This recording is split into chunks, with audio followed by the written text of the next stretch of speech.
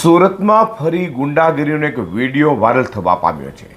સુરતના ઈચ્છાપોર ખાતે ભારતીય જનતા પાર્ટીના પૂર્વ સરપંચ દ્વારા બે યુવાનો પર હુમલો કરવામાં આવ્યોની ઘટનાનો વિડીયો વાયરલ થયો છે। બીજી તરફ ફરિયાદ નોંધાતા ઈચ્છાપોર પોલીસે બે ગુનેગારોને ધરપકડ કરી છે। સુરતના એક ભાજપના પૂર્વ સરપંચની દાદાગીરી સામે આવી છે।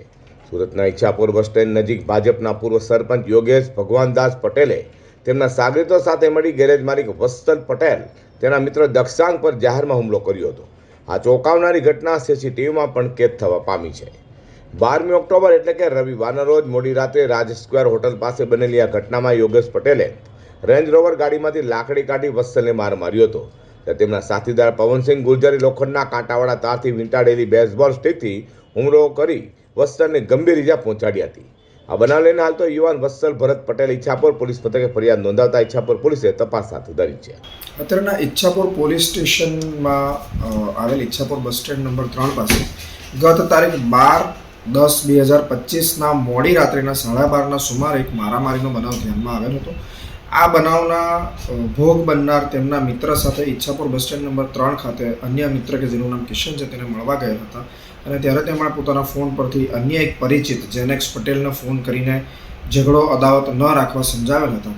તે દરમિયાન જેનેક્સ પટેલ સાથે ઊભા રહેલ હિતેન્દ્ર ઉર્ફે મોનુ ગુર્જરે આ ફોન છીનવી લઈ ફરિયાદીને કહેલ કે તારે જે કહેવું હોય તે બસ સ્ટેન્ડ નંબર 1 પર આવીને ગોડાઉન પર આવવા જણાવેલ, પરંતુ ફરિયાદી ત્યાં ગયેલ ન હતા અને થોડા સમય બાદ ઈચ્છાપુર બસ સ્ટેન્ડ નંબર 3 ખાતે આ કામના આરોપીઓ મોનુ ગુર્જર, પવનસિંહ ગુર્જર તથા યોગેશ ભગવાન પટેલ પહોંચેલ હતા। તેમજ ફરિયાદી શ્રી સાથે ગાળાગાળી કરીને મારામારી કરેલ હતી અને તેમને મૂઢ માર મારેલ હતો એવું ફરિયાદીએ પોતાની એફઆઈઆરમાં જણાવેલ છે। અન્ય કંઈ તીક્ષ્ણ હથિયાર મળ્યું?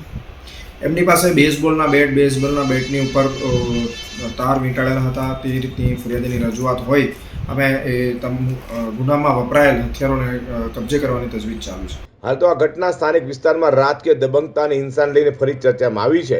તો બીજી તરફ પોલીસ ફરિયાદ થતાં પોલીસે બે વ્યક્તિની ધરપકડ કરી છે।